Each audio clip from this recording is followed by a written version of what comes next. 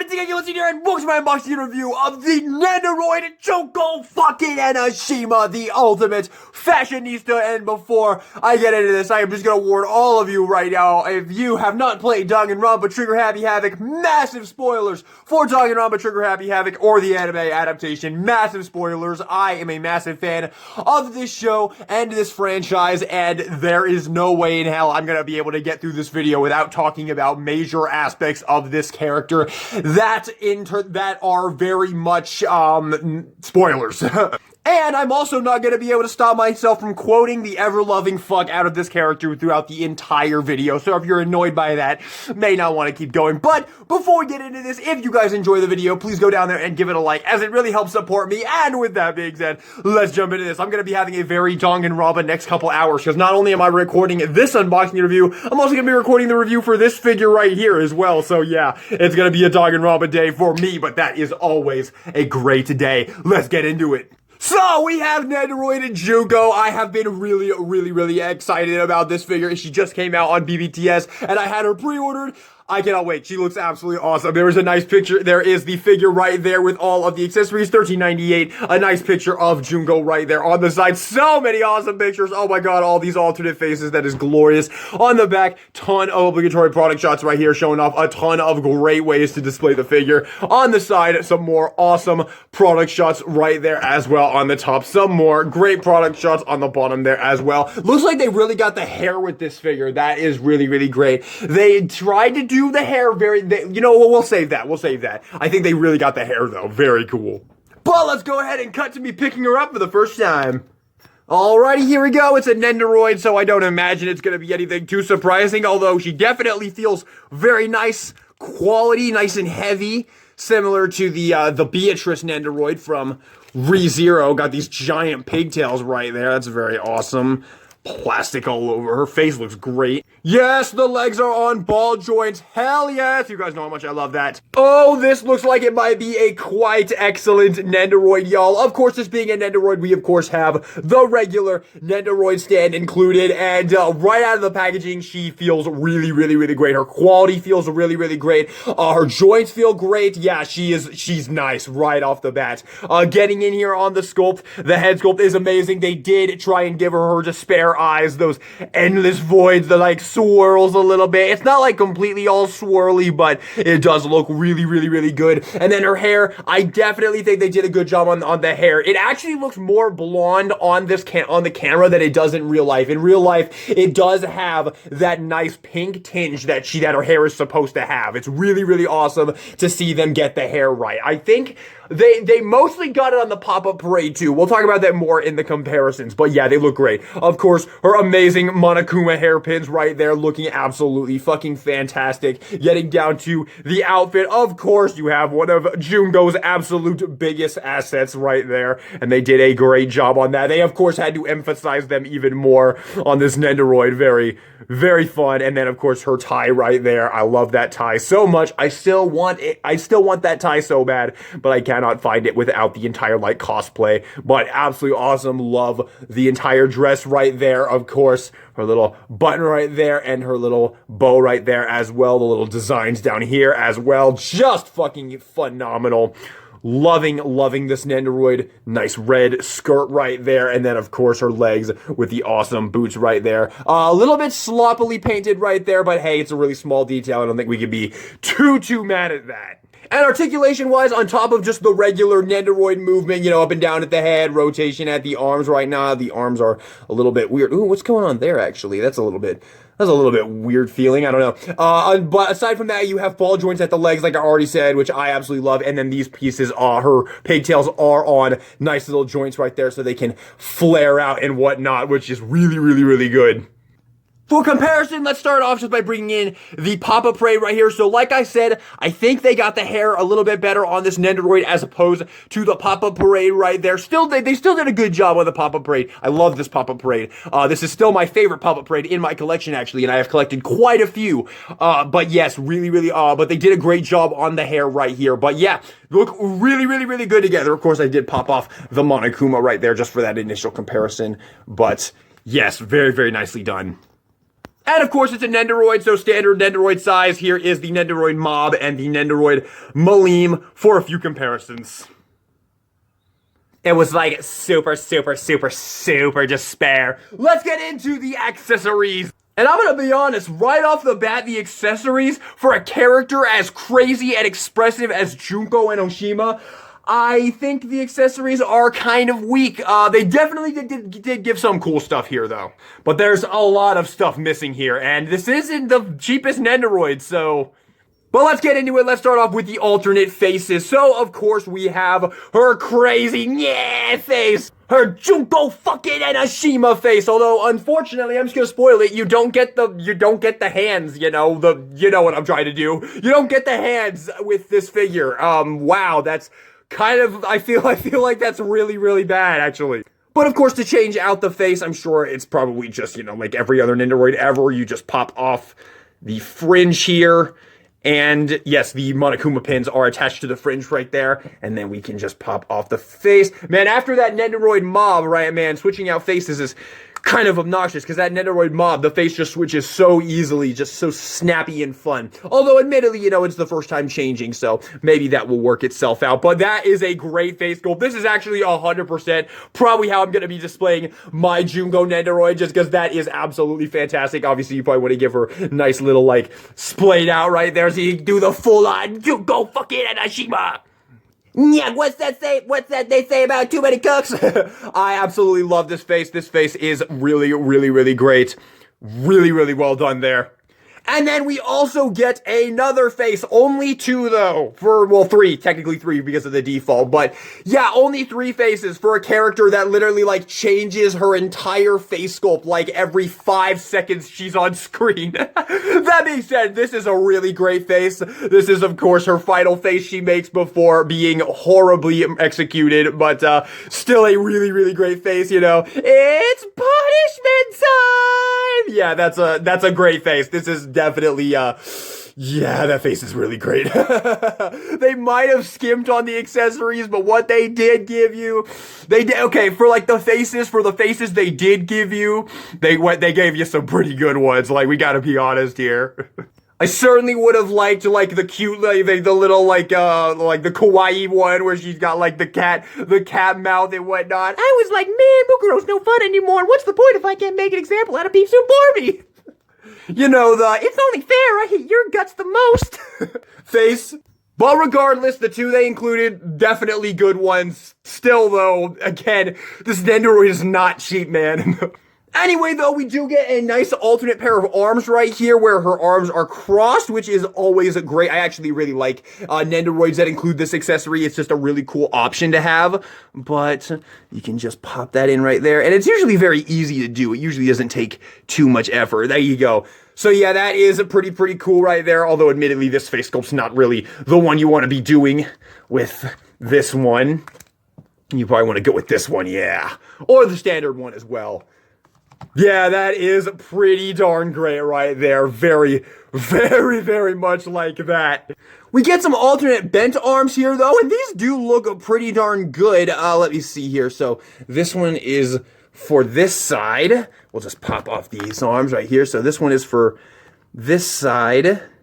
And she has this, peg in there. I'm actually not sure what that's for. Is that for Monokuma, maybe? We'll look into that in a second here, but we also get another bent arm for this side as well, right there. Okay, so it's just the exact same thing, and then you can just put, the regular old hand in there that just pops off and pop that on right there. There we go. So you get that, that's pretty darn good, and then you get, you get some pointing fingers. Yes, you don't get these hands, probably the most iconic Junko pose ever. You get pointer fingers, so she can, select who gets punished. Don't get me wrong, pointer finger hands are cool and all, but this character's most iconic pose is not something that you can do with this Nendoroid. Look, I don't mean to sound like a nitpicky asshole here, but I adore this franchise and I adore this character, and it seems like most Nendoroids, like, go for being able to recreate their most, like, iconic and memorable poses. This figure cannot do what I would call her most iconic pose. And that is, of course, the Junko fucking Enoshima pose. I don't think many Danganronpa fans would dispute that that is her most iconic pose. But let's move on. So, yes, you get some pointer finger hands. You could probably have fun with those, but she doesn't really point that much. Have this company watched the fucking anime or played the fucking games? Like... All right, let's chillax here. But we do get one thing I do really like is you get her crown right there, so she can be Queen and Junko, ruling over all the plebeians. And I believe this works like all of their other like hat accessories, which usually suck, but we'll see. Let's see. You just it just has this little plastic tab right here, and you just slot it in between the hair and then close the hair on it right there. And there you go. So you can have her like that. She doesn't come with the matching face, but I guess, you know, it's the thought that counts, right? Yeah, it's the thought that counts on an $80 Nendoroid. Actually, I don't know. I don't think she was actually that much. But still, like... This is so little, like, again, you don't get the face that goes with this crown, so you can't, like, fully recreate the pose. But for the most part, you can. That's a pretty good one. We'll give that one a go. And finally, okay, I just noticed something about this that actually might save this figure in the end. You get the little Monokuma, and there is a little peg here, which means you're gonna be oh my god, you're gonna be able to, like, hold him? Wait, there's no way, right? How? I'm not sure, we're gonna figure that out together, but yes, you do get a little Monokuma right there, and that admittedly does look really, really great, and I believe, yes, his arms are, like, posable, and then you can actually pop his arms off right here, and then he comes with an alternate pair of crossed arms right here, so you can tab that in right there, and... all the way over and get that tabbed in right there. There we go. Just like that. And then you also get a little stand for him as well. So they did put a lot of thought into this little Monokuma. That's actually very, very cool. You get that little stand right there that you can put him on as well. Alright, I gotta admit, this looks pretty darn good right here, this pose right here. I like the crown. I'm probably gonna be leaving the crown on her right there. That's so cool. I guess it's not that big a deal. You don't get the queen face to go with it. Like, you don't get, like, the super cocky, bravo, plebeians, good job for solving the mystery. Atrociously rank, atrociously filthy, atrociously gross. People have told me that I'm cuter than 100 chihuahuas combined.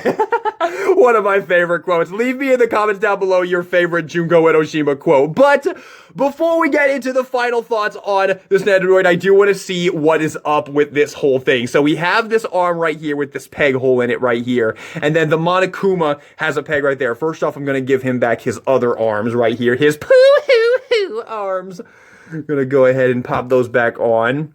There we go. Oh, his head is on a little... No, it's not. I thought it was. Never mind. And this one right there.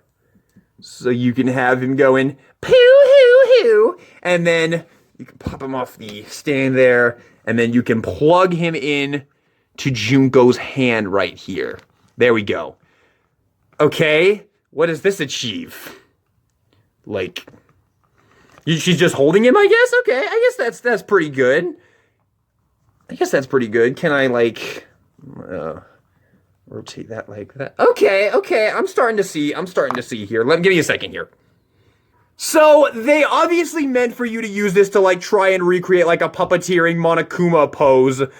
Unfortunately, you don't really get all that you need. You don't really get another arm that lets you come across here or whatever, that lets you, like, put him in front of her face right there. And at the end of the day, this whole thing just kind of doesn't really work all that well. I mean, I can see what they're attempting here, you know. I like to think of myself as an educator. Yeah, I know what they're going for here. Unfortunately, it didn't really work out, though. So, with that being said, that leads me into my final thoughts on this Nendoroid. And unfortunately, let me get her in a cool pose real quick. Alrighty, I'm gonna try and be as fair as possible with this Nendoroid right now with my final verdict on it. Overall, this is a pretty good Nendoroid. It's the quality of the figure itself is very high. It looks really good. It looks like the character. The accessories are good. The amount is pretty decent. Yeah, it's pretty decent. But unfortunately, if you're a huge fan of Junko and you are hoping to get this Nendoroid to be able to put her in so many awesome, iconic poses from the anime or the games, or, you know, just wanting to put her in iconic poses, unfortunately, this Nendoroid can't really pull off any of them. You're not gonna be able to get her in, like, any of her iconic poses. You can't do the Junko fucking Enoshima thing because A, the figure doesn't let it because she didn't include the accessories to do it. Yeah, you can't get the edgy one where her hand is covering her face, you know, the JoJo pose one.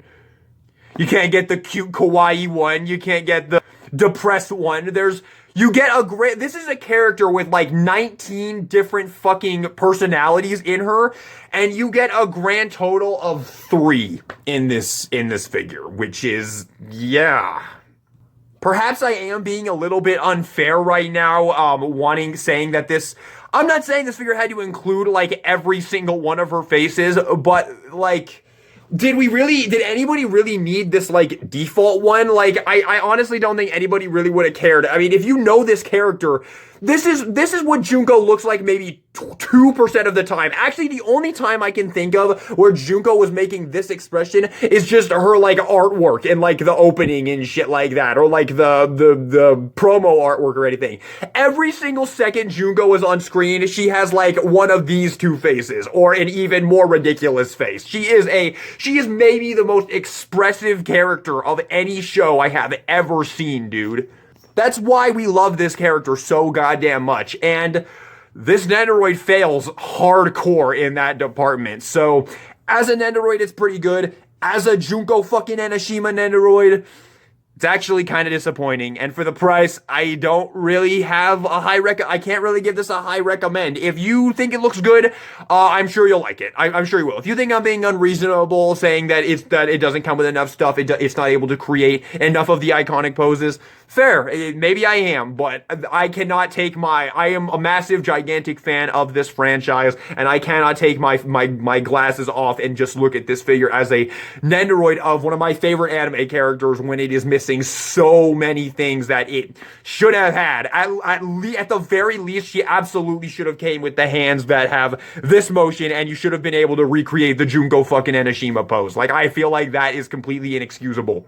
I feel like 90% of the people who bought this figure probably fully expected to be able to put her in that pose and are going to be extremely disappointed that they cannot do that. Just like me.